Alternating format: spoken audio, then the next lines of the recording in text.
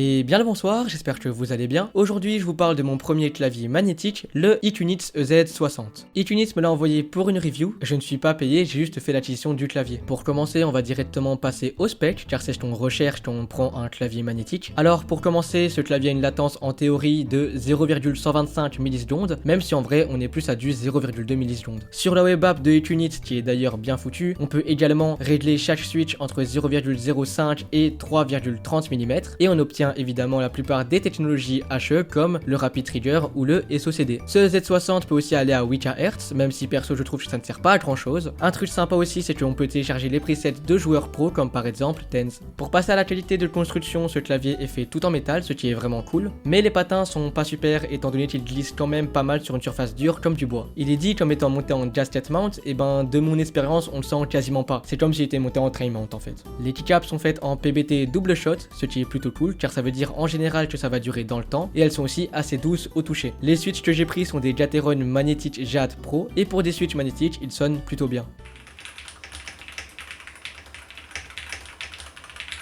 Bref, j'espère que vous aurez apprécié cette mini review. Comme vous avez pu le voir, j'ai essayé de changer un peu les plantes, faire un truc un peu plus droit on va dire. N'hésitez pas à me dire ce que vous en pensez en commentaire. Bref, moi je vous dis au revoir.